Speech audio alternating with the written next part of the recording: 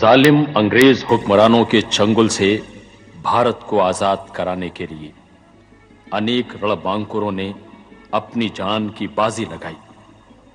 इन्हीं रणबांकुरों में एक नौजवान था, पंडित राम प्रसाद बिस्मिल। स्वतंत्रता संग्राम की शुरुआत सन 1857 के गदर से ही शुरू हो गई थी, जब अनेक महत्वपूर्ण क्रांतिकारियों ने अंग्रेजी हुकूमत के छक्के छुड़ाने का बीड़ा उठा लिया था।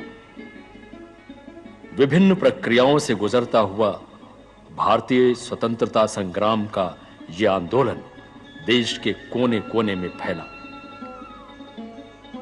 आंदोलन की चिंगारियां चहुओर फैलने लगी, जिससे यह आंदोलन एक ज्वाला का रूप लेने लगा और जालिम हुक्मरानों से मुक्ति मिलने की दिशा साफ होने लगी। यही वो दौर था जब इस धरती पर अनेक साहसी वीरों ने जन्म लिया। इसी कड़ी में उत्तर प्रदेश के शाहजहांपुर जिले के खिरनी बाग मोहल्ले में 11 जून सन 1897 को पंडित मुरलीधर के साधारण से परिवार में एक नन्हे बच्चे ने जन्म लिया, जो आगे चलकर राम प्रसाद बिस्मिल के नाम से जाना और पहचाना गया। बचपन में बिस्मिल ने उर्दू और हिंदी का ज्ञान अर्जित कर उर्दू की पढ़ाई की और उसमें महारत हासिल की। पिता मुरलीधर सनातनी और पुत्र राम प्रसाद विचारों से विद्रोहात्मक संस्कार का। बिस्मिल का विद्रोहात्मक संस्कार सदैव देश के लिए कुछ भी करने के लिए आतुर और उतावला रहता था।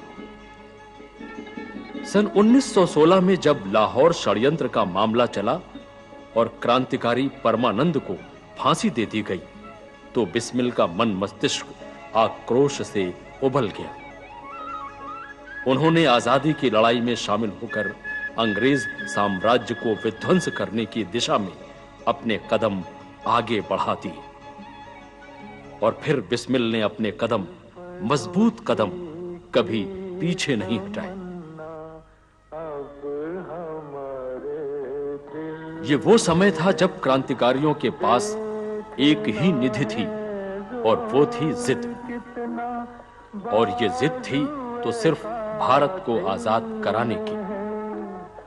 क्रांतिकारियों का अपना एक गिरोह था और गिरोह का धन था संबल।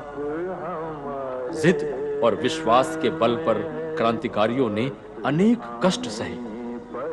बिस्मिल भी इसी आंदोलन को तेज करने के लिए कभी पुस्तकें लिखते, तो कभी कविताएं, तो कभी भूमिगत होकर दिशा निर्देशन करते। जब कभी धन की कमी आई तो निर्णय हुआ कि सरकारी खजाने को लूटा जाए। रेल डकैती जैसे दुस्साहसिक कार्य का विचार बिस्मिल ने अपने दल को पैसा जुटाने की ही गरज से किया और फिर 9 अगस्त सन 1925 को ऐतिहासिक काकोरी कांड को अंजाम देकर उन्होंने सारी दुनिया में जबरदस्त तहलका मचा दिया।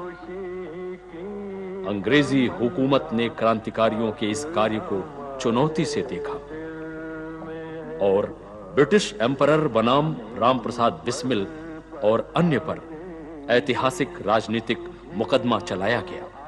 इस मुकदमे में बिस्मिल को उनके साथियों के साथ महाभयंकर षड्यंत्रकारी घोषित करते हुए फांसी की कठोर सजाएं सुनाई गई।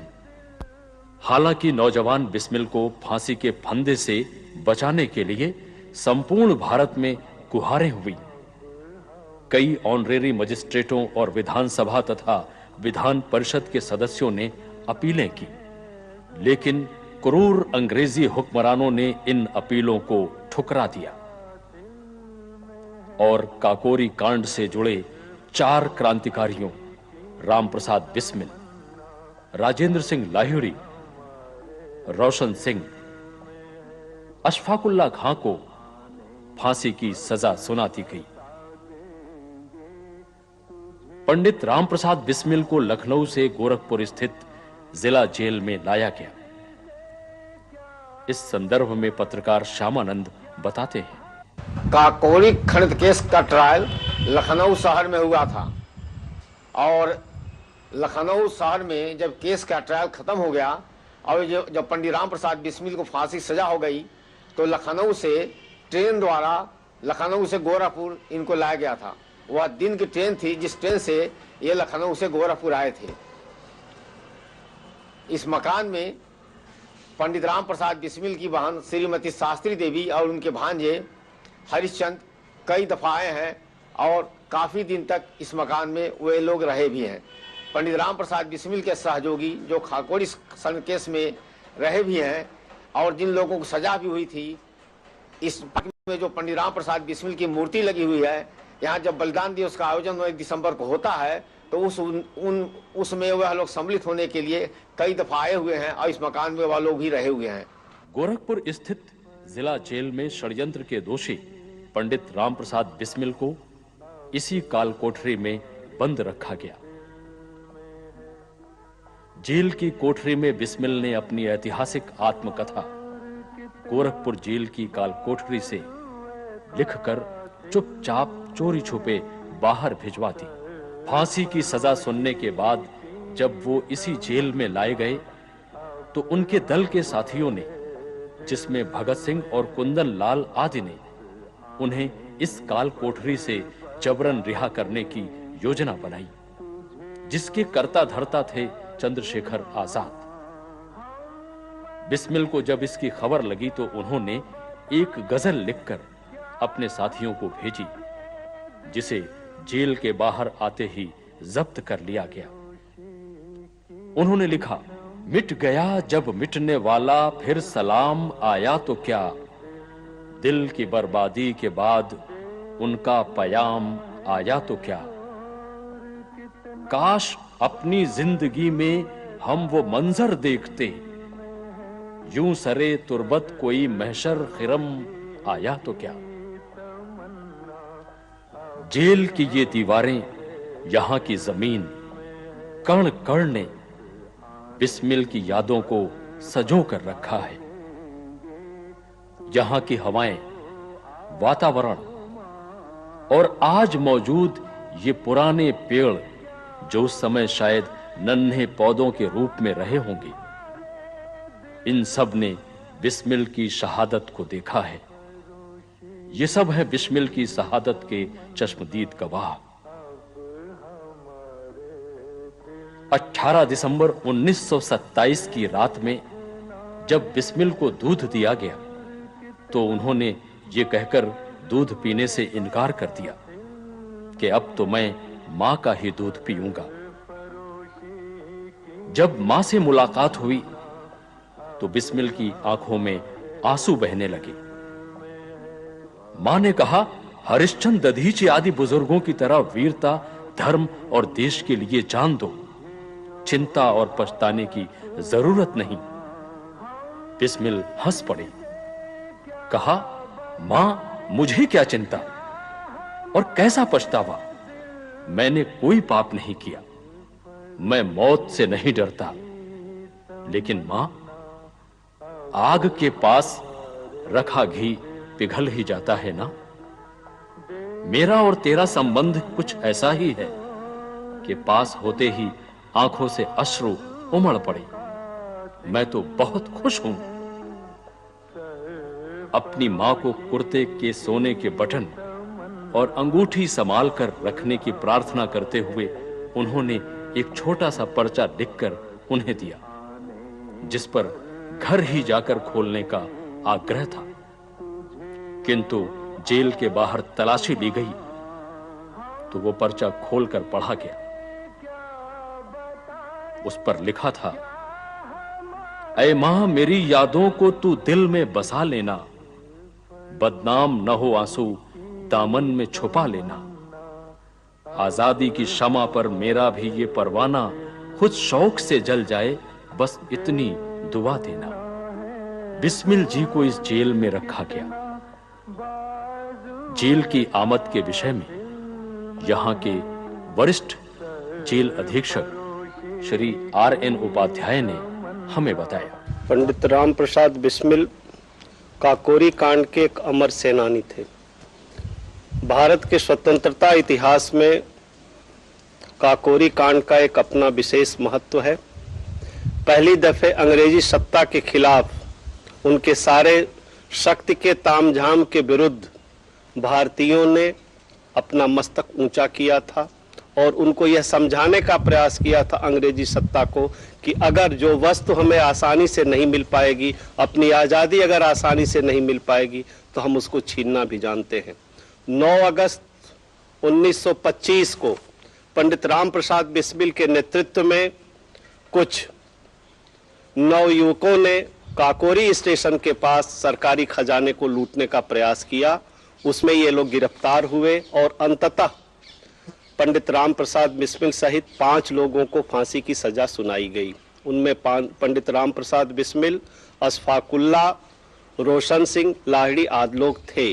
पंडित राम प्रसाद बिस्मिल को उसी फांसी की सजा के तारतम्य में लखनऊ डिस्ट्रिक्ट जेल से 10 अगस्त 27 को लाया गया और अंततः 19/12/27 को उन्हें फांसी पे चढ़ा दिया गया।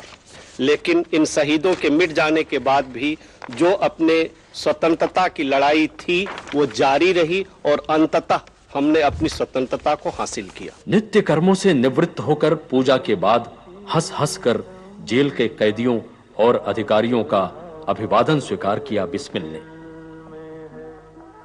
उनको देखकर लोगों की आंखों से आंसू टपकने लगे, लेकिन बिस्मिल के दृढ़ मन पर कोई प्रभाव नहीं पड़ा। उनका चेहरा मुस्कुरा रहा था। मुस्कुराते चेहरे से भारत माता की जय, वंदे मातरम कहते हुए वो फांसी के फंदे की तरफ बढ़ते गए। उनके कदम बढ़ते ही गए, बढ़ते ही गए। धरती मां को अंतिम बार प्रणाम किया। धूल को चंदन की तरह माथे पर लगाया। फांसी के तख्ते को उन्होंने चूमा। तख्ते पे खड़े हो गए और वहीं से सिन्हात किया, मैं ब्रिटिश साम्राज्यशाही का नाश चाहता हूं। I wish the downfall of British emperor. Bharat माता की जय, वंदे मातरम के उद्घोष के बाद उन्होंने हमेशा हमेशा के लिए फांसी के फंदे पर अपने आप को लटका दिया। गोरखपुर की जनता बिस्मिल के बलिदान का समाचार सुनकर भावावेश में रोती बिलखती जिला कारागार के दरवाजे पर उमड़ गई। जेल का फाटक बचाने की गरज से फांसी घर के आगे की दीवार तोड़कर उनका शव मजबूरी में जनता को सौंपना पड़ा। अन्यथा जुलूस इतना जबरदस्त था कि जेल का फाटक टूट सकता था। बिस्मिल के शव को उनके पिता ने सहेज कर रखा, पर कैसा क्रूर था वो समय कि वो बिस्मिल को अपने गले से भी ना लगा सके। बिस्मिल के शव को लगभग 1.5 लाख लोगों के साथ जुलूस की शक्ल में पूरे शहर में घुमाया गया। आज जहां घंटा घर स्थित है, उस समय वहां एक पेड़ था। उस पेड़ की छाया के नीचे बिस्मिल का पार्थिव शरीर रखा गया। लोगों ने बारी बारी से महान क्रांतिकारी के शव पर माल्यार्पण किया।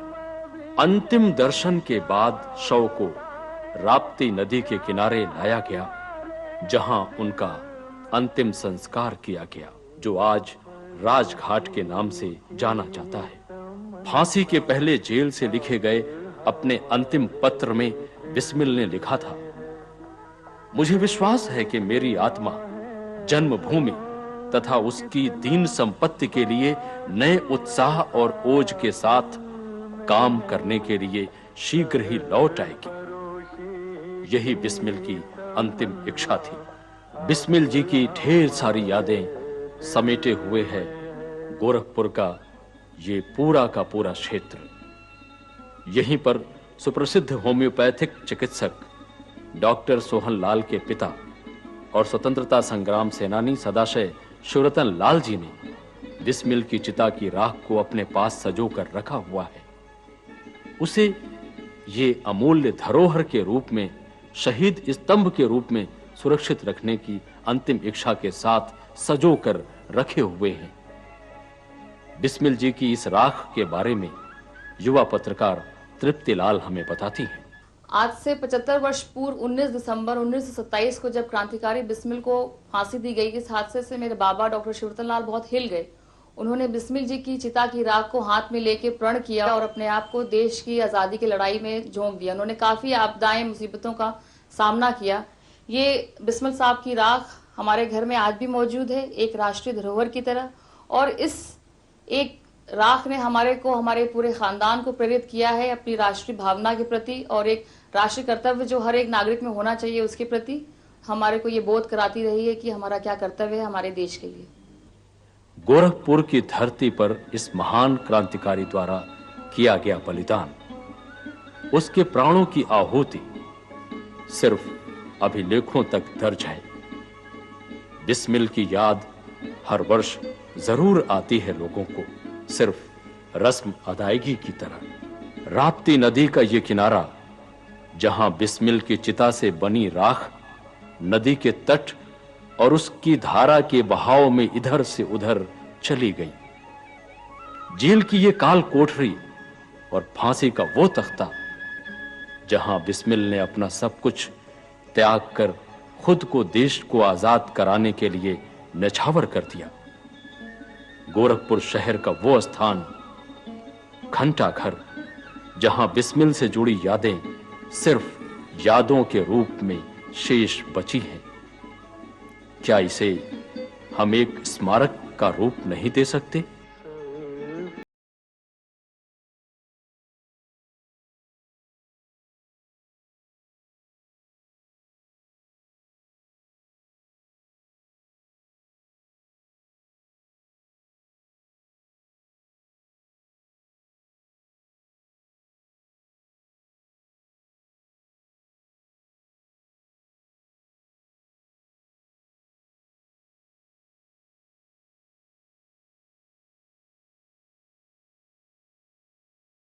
आने पर